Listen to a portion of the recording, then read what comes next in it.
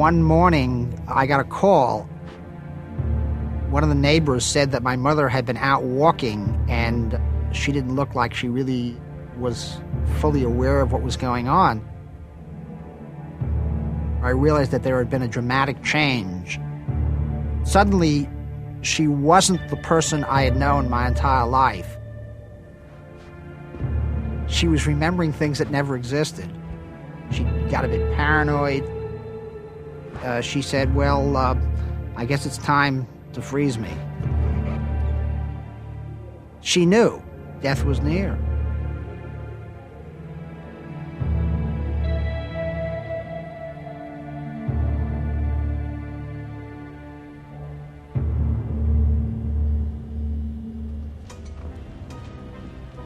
I got a call at about 2 a.m.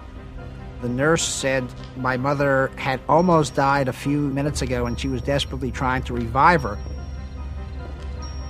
I decided to have her brought directly into the facility at which she was going to be frozen. That was the mistake in terms of dealing with the authorities. The people who pronounced her dead really were qualified to do so, but the problem was it was seen as a conflict of interest. The people who were freezing her were also the people who were pronouncing her dead. My mother was a neuro patient. I had chosen to have essentially just her brain frozen because her body was really in bad shape. She was very frail and she had all kinds of problems. The reason we freeze the entire head is that the skull protects the brain. If you had to dissect the brain out, it would be worse. It's better to do it within the head. Now, this is done about 12 hours normally after the freezing process is started. And this is what was done in my mother's case. Her head was separated from her body surgically, but 12 hours after the process started and 12 hours after she was pronounced dead. And of course, 4 years and 12 hours after she really began to die. And the next morning, there's a knock on the door about noon, and it's a camera crew. Can we have some of your comments about the story that appeared in the Riverside paper? And I said, sure, what is this all about? He asked if I'd seen the story. I said, no. It said, although Dora Kent died of pneumonia, coroners are looking into the possibility that she was still alive when her head was removed. Within the hour, there were crews that came to my house. There were crews that came to the facility where she was being stored. There were crews that showed up at the coroner's office.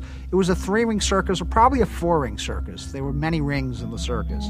The administrator, Mike Darwin, who participated in the removal of Mrs. Kent's head, said there were a number of people in the operating room who would confirm she was clinically dead. We're not stupid. We're not that stupid. I admit we've made some errors in judgment that I wish we hadn't made. But we are not foolish enough to start this procedure before someone is in full cardiac and respiratory arrest.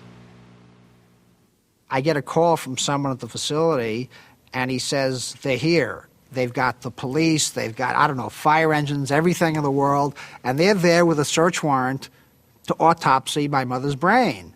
Except for one problem, it wasn't there. The frozen head of 83-year-old Dora Kent is missing. It had been stored here at the Alcor Life Extension Foundation, but after the Riverside County Coroner's Office began an investigation into her death, the head vanished. In the meantime, the questions remain. Who has Dora Kent's head, and how did she die?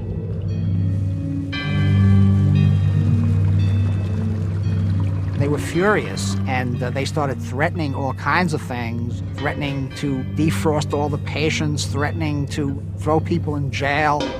Nobody knew where my mother was. She was safe and she was secure, but she was not there.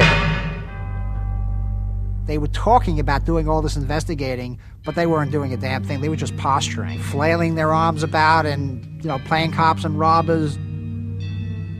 Was operating out of a couple of motels near Ontario Airport. A motel got 2 phones in there, was constantly on the phone. Only a few people knew where I was. They were after me and some of the other people like mad. That 17 days, I and some other people and the attorneys were working nonstop, continuously, to get the documentation. We wanted expert witnesses, doctors, lawyers, and so forth.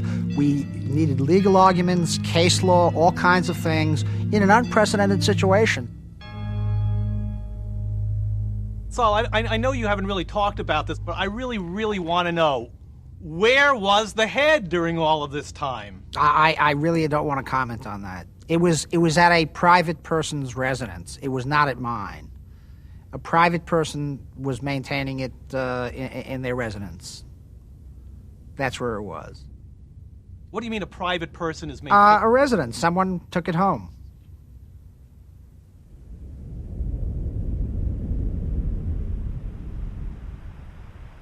A Riverside lab that freezes human remains for future resuscitation won a victory in court today. A judge issued a preliminary injunction forbidding the county coroner from thawing and examining the cryogenically frozen head of Dora Kent. The whereabouts of Dora Kent's head are unknown, but it is believed that her son has hidden it somewhere. It was a matter of face. These authorities had put themselves in a position where they had made these public statements saying that there had been grand theft, that there had been murder. The truth is they never charged anybody with anything, not even a speeding ticket. You have the health police, you have the Food and Drug Administration. They have rules, they have regulations. We break all of them. They hate us with complete disregard for whether we're doing anybody any good or not, because the fact that we're saving lives is totally irrelevant to them. We're challenging their authority, and they're going to put their foot down, and they're going to... It's essentially a war which will either end in us being put out of business and perhaps in prison, or will lead to radical changes in government. I'm betting on the second. Our guest is Saul Kent, the son of Dora Kent. He runs the Life Extension Foundation. Hello, Larry. Welcome back. Thank you. This guy is a nut. I want to know something. He's not. Hold it. Don't demean the guest. Just ask the question. Why didn't he freeze everything? Why just the head? Well, because she was extremely elderly. She had atherosclerosis. She had osteoporosis, and I thought she needed a new body, which the future will bring.